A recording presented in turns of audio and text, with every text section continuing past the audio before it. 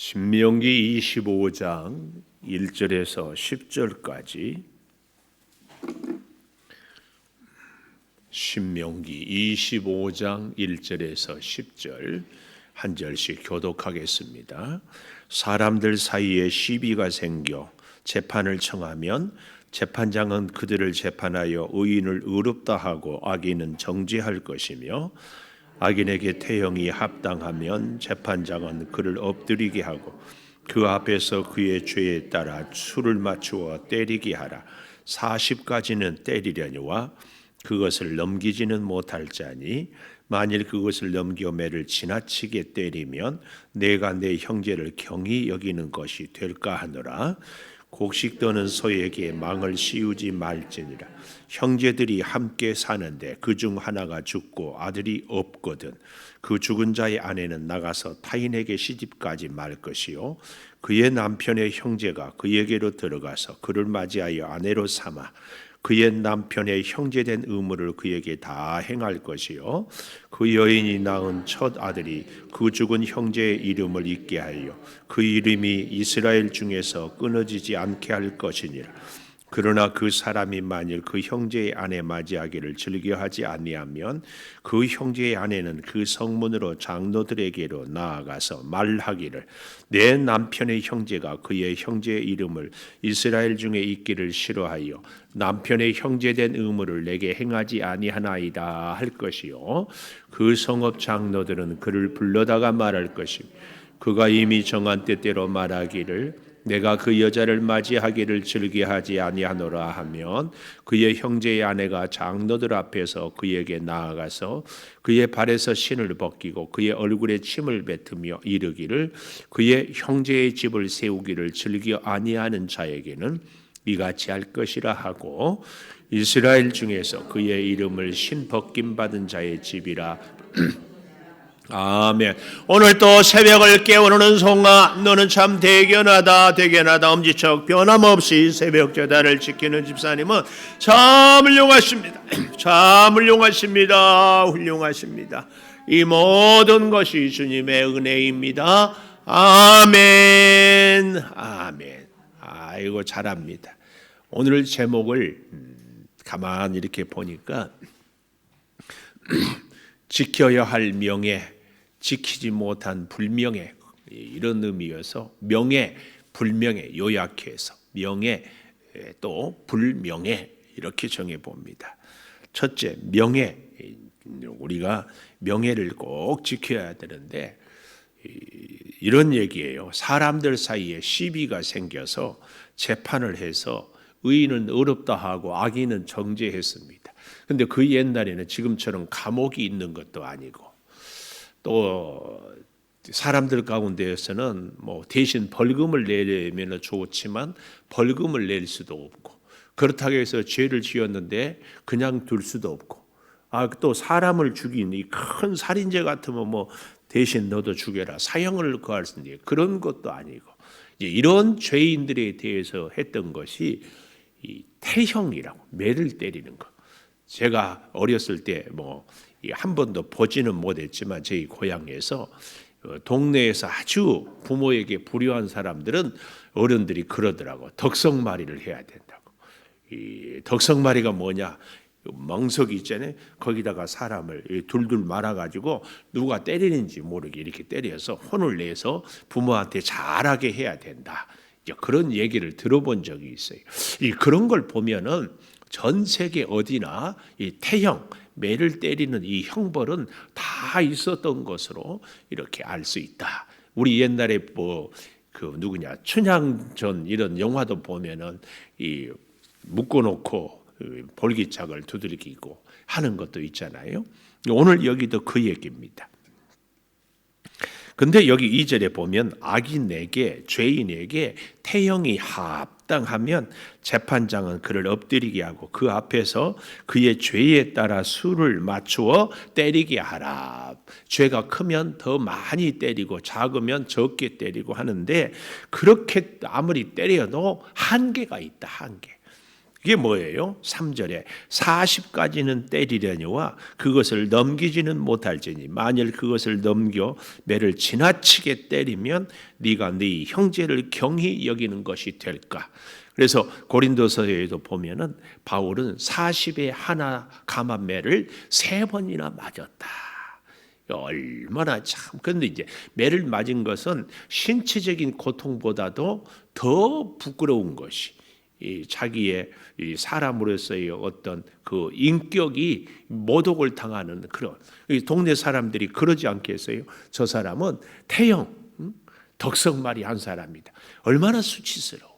참 이런 게인데 그럼에도 불구하고 40을 넘기지 마라 이 말은 아무리 그가 죄를 지었어도 그의 존엄성 사람으로서 그의 인격에 대해서는 꼭 지켜라 그 말이에요. 심지어 여기 4절에 곡식 떠는 소에게 망을 씌우지 말지니라. 짐승도 일을 시키면은 먹을 것을 줘가면서 시켜라. 하물며 사람이 아무리 못된 짓을 해서도 그 사람의 최후의 자존심, 그 사람의 최후의 명예는 지켜주어라. 그 말씀이에요. 그래서 우리가 꼭 이제 종종 우리가 이걸 오늘 우리에게 적용을 꼭 해야 될 것이 뭐예요? 내 마음에 안 드는 사람에게도 야, 우리는 그런 소리를 하고 싶지요. 저 짐승반도 못한 사람이라고. 참 사람 못됐다고. 아주 그런 사람들은 상종도 안 해야 된다고. 그런데 오늘 성경에 이 형제를 경히 여기지 말라. 아무리 나하고 뜻이 안 맞아도 그를 존중하고 그를 인정해 줄 것을 이야기한다. 이 얘기예요. 그래서 짐승도 일을 시키면 먹을 것을 주는 것처럼 아무리 하물며 사람인데 그의 명예가 그가 죄가 있을지라도 꼭 지켜줘야 돼. 최소한의 명예를 지켜라. 이게 이제 우리 사람들과의 우리의 관계입니다. 관계를 그래서 마음에 들거나 마음에 들지 않거나 혹은 어떤 죄를 지었어도 최고예요. 그래서 그런 말 있잖아요. 죄는 미워하되 죄인은 미워하지 말라. 우리가 꼭 이래서 요즘에도 한동안 굉장히 우리 한국 교회를 뜨겁게 달구었던 것이 이 동성애자들을 우리가 참 사랑해야 되냐 말아야 되냐. 저도요 굉장히 화난 것이 나라에서 낸 국민 내 세금으로요 이 에이즈 환자들을 100% 우리가 치료해 줘요. 무료로. 그런데 그 에이즈 환자들의 75% 80%가 다 남성 동성애자들이 이 에이즈가 걸리는 거예요. 이제 그러니까 에이즈 환자들을 불쌍히 여기고 도와주자고 하니까 아니 그 목사님을 우리 그 분당 우리 교회 이찬선 목사님뿐만 아니라 이런 이 에이즈 환자를 돕자고 하는 사람 목사님들을 동성애를 조장한다고 이렇게 공격을 하는 거예요. 여러분 참 우리가 그런 것은 아닙니다. 잘 봐야 돼요. 우리가 죄는 미워요. 죄는. 그래서 그래도 어때요? 그 죄인은 우리가 사랑하고 죄인은 위해서 중보하고 도와줘야 돼요. 이게 참 어려운 문제지만 그러나 그건 꼭 필요해요. 왜요? 예수님이 그랬으니까. 예수님.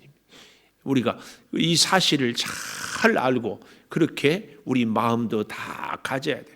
뭐 도저히 그런 일은 있어서는 안 되지만 그러나 그 영혼은 불쌍히 여기고 그럼 단호하게 판단할 것은 판단하고 정지할 것은 하지만 그래도 그 영혼은 살려야 되는 거예요. 참 우리가 이 사실을 꼭 기억해야 됩니다. 그래서 우리가 사람들과의 대할 때의 최소한의 명예, 최소한의 인격, 최소한의 예의는 꼭 지켜줘야 해요. 꼭 우리가 이런 사실들을 생각하며 지내야 한다는 것을 꼭 기억을 하시고요.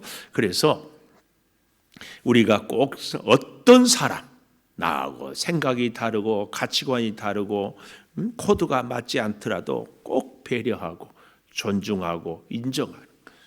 그래서 그런 얘기를 하잖아요. 나하고 뜻이 다를지라도 그 사람이 틀린 것이 아니고 나하고 다를 뿐이다. 이건 굉장히 중요한 우리의 정신이. 특별히 우리가 공동체, 우리 교회 생활을 할 때에 신앙 노선이 다 다를 수가 있다. 어떤 분은 기도할 때 막 통성으로 기도하고, 어떤 분은 기도할 때 침묵으로 기도하고, 어떤 분들은 찬양을 할 때도 막 하고, 어떤 분들은 조용히 하고. 우리 목사님들 설교도 다 달라요, 스타일이. 근데 또 자기 하나님이 주신 은사대로 기질대로 하는 것이 저는 참 좋다고 믿어요. 바울의 스타일이 있고, 바울 밑에서 배운 디모데는 또 디모데대로 있고, 그 디도는 디도대로 있고, 이걸 우리가 서로 존중하는 것이 그분의 명예를 지켜주는 것이. 우리가 이 넓은 마음을 꼭 가지려고 나아오고, 다르지만 그래도 귀하게 쓰임 받구나. 설령 큰 이런 실수를 했어도 그럴 수도 있지. 그러나 그 영혼은 귀하게 여겨주고, 이게 우리에게 꼭 필요합니다. 그래서 누구를 볼 때이든지 참 귀하게 여겨주고, 이거 자꾸 훈련을 해야 돼요. 실수하고 문제가 있어도 또 용납해주고, 그래서 다시는 그런 실수를 하지 않도록 돌보아주고. 우리가 어린아이가 걷기 위해서는 수만 번 넘어지는 것처럼 사실은 우리 자신도, 제가 늘 그런 얘기하죠. 그 모습이 내 모습이다, 이렇게 생각하고, 그래서 다시 살리고 다시 세워가고, 다시. 성경은 다 그거예요. 스데반을 죽였던 바울을 위대하게, 살인자였던 모세를 탁월하게, 심지어 엘리사 같은 종은요, 이 대머리라고 막 놀리니까는 저주를 해가지고 곰이 와서 애들을 물어 죽이는 막 이런 일들이 있지만 또 귀하게 쓰고, 그렇다고 해가지고 그 실수를 자꾸 반복해도 된다, 이 얘기는 절대로 아니에요. 다시 그래서 그 영혼을, 우리는 바로 그래서요, 약하고 실수하고 허물 있는 사람을 하나님의 은혜로 바로 세우고, 그로 하여금 하나님의 사람으로 살아갈 수 있게 하는 것, 그것이 우리가 가져야 돼. 예수 믿는 우리들의 자세. 그래서 그분의 명예를 꼭 세워줘. 할 수만 있으면 그 일을 하라고. 두 번째, 안타깝게도 5절에서 10절까지는 절대 가져서는 안 될 불명예를 얘기하고 있어요. 그 불명예가 뭐냐? 한마디로 10절, 신벗김 받은 자의 집. 10절에 여기 밑줄을 좀 그어보았으면 좋겠어요. 이스라엘 중에서 그의 이름을 신벗김 받은 자의 집. 아주 불명예스러워요. 신벗김 받은 자의 집. 어떤 집이냐? 이 형제들이 5절부터 보십시다. 함께 사는데 그중 하나가 죽고 아들이 없어요. 근데 죽은 자의 아내는 나가서 다른 가문에 시집가지 말고 그의 남편의 형제가 그에게로 들어가서, 많은 경우에 형이 죽으면 동생이 들어가서 아내로 삼아 남편의 형제된 의무를 그에게 다 행할 것이에요. 여기 의무란 말을 우리가 늘 관심을 가요. 의무가 뭐냐? 형님의 집안에 가문을 있게 해주는 것, 이게 의무예요. 좀 더 다른 얘기로 얘기하면, 지금 신명기는 축복의 DNA 디자인이라고 하지 않았어요? 누가 복을 받는가? 가문이 끊어진 형제의 가문을 있게 해주는 그 형제가 복을 받는다. 이게 의무다, 의무. 우리 성도의 의무는 다른 형제를 복을 받게 해주는 것이 의무다, 의무. 지금 그 얘기입니다. 자, 그래서요, 6절. 여인이 낳은 첫 아들이 그 죽은 형제의 이름을 잊게 하여 그 이름이 이스라엘 중에서 끊어지지 않게 할 것이라. 제가요, 이런 본문을 볼 때마다 깜짝 놀라요. 우리나라에도 이런 게 있어요. 형님이나 동생 중에 자식이 없으면 그 형제 중에 아이 중에 하나를, 조카를 그 집에 입양을 시켜요. 그래서 대를 잇게 하잖아요. 이런 것 보면은 참 우리나라에 신기하게도 성경이 들어오기 전에부터 이런 제도가 있었다 하는 것을 우리가 알 수 있어요. 참, 그래서 하여튼 형제는 대를 잇게 해주는 것이 형제의 의무다, 의무. 이걸 얘기해요. 그런데 그것이 꼭 의무지만 꼭 그렇게 하라는 법은 없더라. 7절. 그 사람이 만일 그 형제의 아내 맞이하기를 즐겨 아니하면 그 형제의 아내는 성문으로 장로들에게로 나아가서 말하기를 내 남편의 형제가 그의 형제의 이름을 이스라엘 중에 있기를 싫어하여 남편의 형제된 의무를 내게 행하지 아니하나이다 할 것이요. 이렇게 호소하고 하소연을 해라 그 말이에요. 그러면 성읍 장로들은 그를 불러다가 말하고, 이 말은 설득도 하고 부탁도 하고, 그래도 안 들으면 그가 이미 정한 뜻대로 말하기를 내가 그 여자를 맞이하기를 즐겨 아니하노라 하면 그의 형제의 아내가 장로들 앞에서, 만약에 없는 데서 이런 일을 했다가는 혼나지. 힘이 없는 여자가 힘 있는 남자를 어떻게 하겠어요. 그래 장로들 앞에서 그에게 나아가서 그의 발에서 신을 벗기고 그의 얼굴에 침을 뱉으며 이르기를 그 형제의 집을 세우기를 즐겨하지 아니하는 자에게는 이같이 할 것이라 하고 이스라엘 중에서 그의 이름을 신 벗김 받은 자의 집이다. 이렇게 아주 그 집을 딱 정죄를 해라. 아주 불명예스러운 집. 어떤 집? 형제의 어려움을 보고 모른 채 하고 자기 하고 싶은 대로만 하는 집, 신벗김 받은 자의 집. 이 형수나 혹은 뭐 이렇게 돌보고 하는 사람을 가문을 이어주는 제도를 한문으로 맏형, 사, 죽을 사.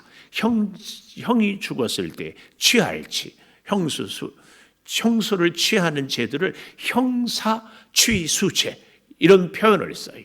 이것을 통해서 형님의 가문을 혹은 형제의 가문을, 반대로 동생이 죽을 경우도 있겠죠. 이제 그런 경우를 이렇게 해주는 것, 이것이 그 당시에 명예를 지켜주는 것이고, 그것을 하지 않는 것은 아주 불명예스러웠다 이 말씀입니다. 근데 이것을요, 오늘 우리에게 이 영적인 의미로 꼭 우리는 적용을 할 필요가 있다. 왜요? 죄인 된 우리와 구속의 언약을 맺으신 예수님. 그래서 우리를 도저히 이 하나님 나라의 자녀로 살 수 없는 우리를 예수님이 대신 죽으심으로 하나님의 나라의 자녀로 우리를 살게 해주시고 하나님 나라를 기업으로 있게 해주시는 분이 예수님이다. 이걸 우리가 영적인 의미로 봐야 하더라 그 말이에요. 그래서 우리가 흔히 그런 얘기하지요. 신랑 되신 예수님, 신부 되신 우리 성도. 그래서 신랑 되신 예수님께서 우리에게 영적인 가문, 영적인 계보, 영적인 복을 누리게 해주는 이런 것을 염두에 두고 우리가 이 본문을 보아야 한다 그 말씀입니다. 그래서 좀 오늘 본문 그대로 표현해 보자면, 남편 잃은 과부 같은 존재, 아무 힘도 없고 누구도 도와줄 수도 없고 가진 것도 없고 호소할 데도 없는 우리를 위해서 예수님이 대신 죽으셨다. 이 형사치수제의 의미를 우리가 영적으로, 그래서 예수 그리스도로 말미암아 새 삶을, 새 생명을, 새로운 인생을 살도록 하나님이 우리에게 허락해 주셨다. 이걸 우리가 보아야 한다 그 말이에요. 이제 성경에 보면, 그래서 룻기 알잖아요. 룻기의 어머니 나오미가 자기 신랑과 함께 두 아들 기럇과 말론과 함께 모압 지방에 갔다가 쫄딱 망하고 가뭄 들고 남편 죽고 두 아들 죽고 과부 세 남았는데, 그 큰 며느리는 모압에 남고 룻과 나오미가 다시 돌아왔어. 그래서 다시 정말 어머니를 지극정성으로 모시다가 감사하게도 드디어 다시 재혼을 하잖아요. 이 룻이. 그게 누구냐? 보아스. 그 보아스가 다윗의 증조부예요. 다윗의 가문에서 예수 그리스도가 태어난 것은 바로 이런 제도를 통하여서 하나님께서 예수 그리스도를 보내사 우리를 정말 이 땅의 모든 것을 잃어버린 힘없는 초라한 과부 같은 죄인된 우리들을 살리고자 하는 이런 의미를 보여준다. 이것이 형사치수제의 영적인 의미다 그 말씀이에요. 그래서 우리는 늘 구원과 사랑과 돌봄을 필요로 하는 우리의 이웃들, 제가 그래서 엊그제 그런 말씀을 했잖아요. 우리 주변에 나의 도움을 필요로 하는 사람들이 하는 경우는 참 복받은 사람이다. 이 가정에서, 가문에서도요, 그런 집안, 그런 분이 있어요. 집안에 형제들, 동생들, 심지어 조카, 사촌, 팔촌까지도 막 보살펴야 될 사람들이 있어요. 참, 우리 교회도요, 그런 교회들이 있어요. 막 여기도 도와달라고 그러고 저기도 도와달라고. 근데 도움을 받는 교회보다 자꾸 도와주는 교회가 복받은 교회인 것처럼 우리 개인도 자꾸 도와줄 수 있는 사람이, 도와주고 사는 사람이 복받는 사람이에요. 복받는 사람. 오늘 이 형사치수제는 바로 그런 걸 우리에게 의미한다, 그 말이에요. 그래서 예수 그리스도가 오늘 우리로 하여금 예수 그리스도처럼 우리의 사랑, 우리의 돌봄, 우리의 필요를 원하는 이웃들을 자꾸, 그래서 그들에게 영적인 계보를, 영적인 생명을, 영적인 구원을 이루어 갈 수 있도록 하라는 그런 사명을 이 본문이 우리에게 주더라, 그 말씀이에요. 그래서 그 일을 잘 감당하면 더욱 영광스럽고 명예스럽지만 그 일을 제대로 감당하지 못하는 자는 오늘 흰 벗김 받은 자의 집이다.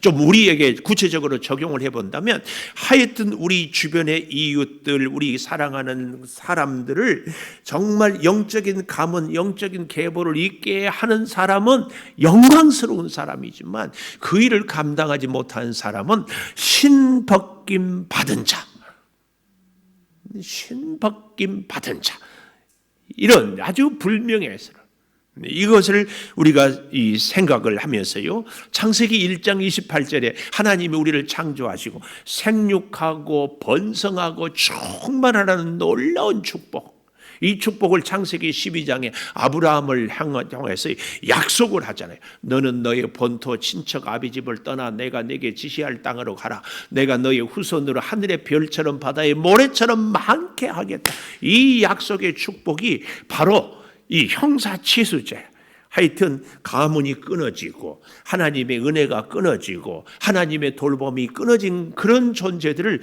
하나님은 우리 눈에 보이게 해요. 하나님을 모르는 사람, 예수를 믿지 않는 사람, 그것도 우리의 친인척, 우리의 사랑하는 가족들, 그들을 하나님의 생명, 하나님의 계보를 다 있게 할 때에 하늘의 별처럼 빛나게 하는 놀라운 역사에 이 명예를 주고, 그렇지 못할 때에 신벗김 받은 자, 아주 불명예스럽다. 기도하겠습니다. 아버지 하나님, 성도로서 명예를 지키는 것, 우리의 어려운 이웃들을, 심지어 실수한 죄를 짓는 사람도 경히 여기지 말라는 것을 말씀을 통해서 깨닫습니다. 아버지, 또한 우리에게 불명예스러운 것은 신벗김 받은 자라는 우리의 이웃, 우리의 형제, 우리의 가문에 하나님 나라를 아버지 기업으로 받지 못한 자들에게 꼭 우리가 하나님 나라를 기업으로 받게 해주셔서 가장 영광스럽고 하늘의 별처럼 빛나는 면류관을 얻을 수 있는 우리 모두가 되게 하여 주시옵소서. 아버지 하나님, 오늘 또 주의 사랑 가운데 살아가는 우리 성도들에게 꼭 함께하여 주시고, 이제 빨래방으로 우리 지역을 섬깁니다. 그 손길을 복되게 하여 주시옵소서. 지금은 우리 주 예수 그리스도의 은혜와 아버지 하나님의 무한하신 사랑과 성령의 감동하심이 영원토록 함께 하시옵기를 간절히 축원하옵나이다. 아멘.